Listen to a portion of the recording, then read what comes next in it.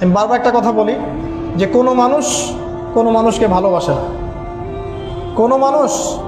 কোনো মানুষকে সত্যিকার অর্থে ভালোবাসে না। শুধুমাত্র আপনার রব আল্লাহই আপনাকে ভালোবাসে। আপনি আজ হোক আর কাল হোক এটা বুঝতে পারবেন। আপনার গার্লফ্রেন্ড আপনাকে ভালোবাসে না, আপনার স্বার্থকে ভালোবাসে, আপনার অবস্থানকে ভালোবাসে, আপনার পরিবারের লোকজন আপনার অবস্থানকে ভালোবাসে। আপনি আজকে বড় একটা চাকরি পান, আপনার স্ট্যাটাস বেড়ে যাক, তারা আপনাকে তোলা তোলা করে বড় করবে। ওই আপনি এমন একটা কাজ করেন, আপনি সুদের চাকরি ছেড়ে দিয়ে আসেন, ৮০,০০০ টাকা বেতন পেতেন, চাকরিটা ছেড়ে দিয়ে আসেন, রিজাইন দিয়ে আসেন, দেখেন আপনাকে কি বলে।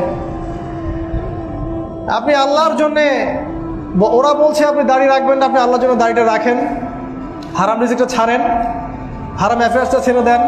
আপনার বড় ব্যবসা আছে কিন্তু হারাম, আপনি ছেড়ে দিয়ে পরিবারবর্গের কাছে আসেন, বলেন যে আমি আল্লাহর জন্য হারাম ব্যবসা ছেড়ে দিচ্ছি, দেখেন আপনাকে ভালোবাসে কিনা। মানুষকে ভালোবাসে না, অনলি আল্লাহ আমাদের রব আমাদেরকে ভালোবাসা। তো আল্লাহর জন্য সব ছাড়ার মানসিকতাটা থাকতে হবে। আল্লাহই আমার সব, আল্লাহই আমার রব, আল্লাহর জন্যই আমার জীবন, আল্লাহর জন্যই আমার মৃত্যু। কেউ আমার সাথে নাই, কেউ আমার সাথে যাবেও না। তাই দুনিয়ার এই সংক্ষিপ্ত সময়টা এই মানুষগুলোকে খুশি করার জন্য ব্যয় করবেন না। আল্লাহকে খুশি করতে চান, আল্লাহর কাছে ফেয়ার থাকেন, আল্লাহ আপনাকে সম্মানিত করে দেবেন ইনশাআল্লাহ। আল্লাহ